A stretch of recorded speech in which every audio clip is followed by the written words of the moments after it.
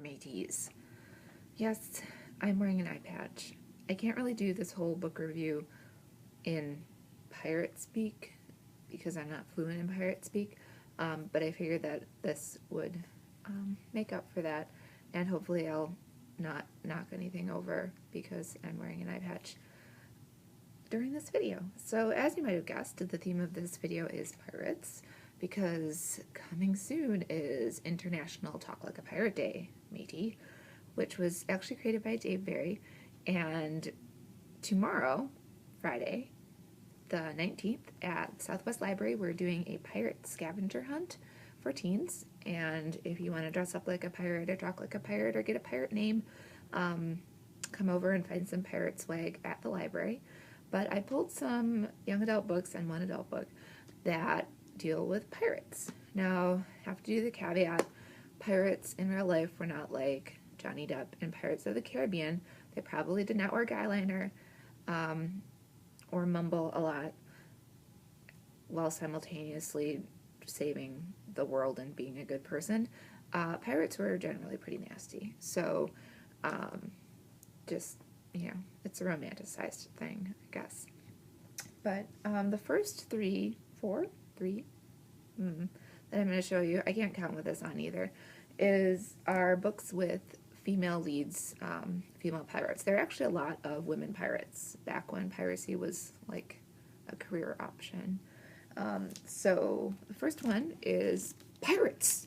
Exclamation point, by Celia Reese, which is about two girls, Nancy and Minerva, who are on a ship and sort of end up being pirates and getting rid of their, getting out of their arranged marriages and their social status and what's confining them in society, and this is a way for them to be free. Piracy is what offers that to them. So this is by Celia Reese, again, and a really great read. Another one by Tanith Lee, who's a fantastic author, is Parado. Again, about a female pirate captain, or pirate queen is often what they were called, Artemisia, who creates her own band of pirates and then goes up against another female pirate and they have to like fight each other for domination. And there's a second one called Parado 2. This one is second in a series. The first one is called The Assassin's Curse. This one is The Pirate's Wish, but I grabbed this one obviously because it has pirate in the cover. And it's definitely more of a high fantasy pirate, kind of steampunky pirate novel. But this is really great as well. It's got a really creative use of setting, and it's not your typical pirate story, but there are definitely pirates involved. And finally, this one I just grabbed from the massive collection of Jackie Faber books that we have, the Bloody Jack series by L.A. Meyer, which follows the exploits of a poor girl in London from living in the slums to being an adventurer all over the place and her sort of conquests all over the world. He recently finished the last book in the series. Unfortunately, L.A. Meyer just passed away, but he was able to complete the last book the way he wanted it to be done, which is great. So this one is Boston Jackie. There are tons of books in this series. Ooh, squeaky book. Another one that I pulled is Airborne by Kenneth Apple, which is firmly in the steampunk camp, but they are taken captive by steampunky pirates, so I figured that one would be appropriate.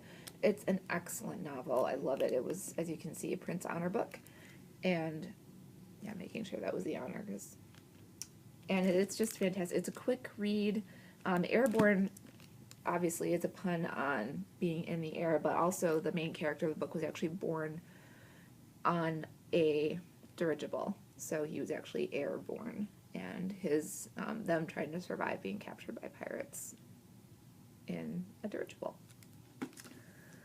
This book by Tamara Pierce, Tricksters Choice, is part of a duet, or a duology, following Alana of the Alana books, the famous Alana books, her daughter, who is captured by pirates and brought as a slave to a neighboring country.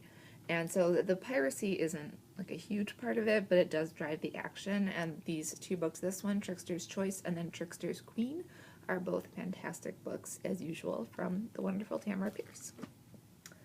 And finally, I had to pull one of my favorite classic books, Jamaica End by Daphne du Maurier.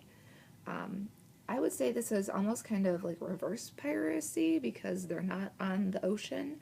It involves wreckers, and wreckers were nefarious people who would light beacons on the shoreline where there were rocks. So the ships would see them in a storm and be like, oh, that's where I have to go to port. And they would sail in and hit the rocks and crash, and then the wreckers would go down and kill everybody and steal what was the cargo on the ship. So basically they were pirates, but they were on land, and they were using the rocky coastline to crash ships. And this one, it has a really great story and extremely villainous and nasty, dark people, and it's a lot of fun. So if you liked Rebecca by this author, you will probably love this one as well. It was made into a film by Alfred Hitchcock, which resembles this book very little. It's probably my least favorite Hitchcock film, but you can also check that out as well. And so those are some pirate picks from Pam, if you want to go with alliteration, and hopefully you check one of those out.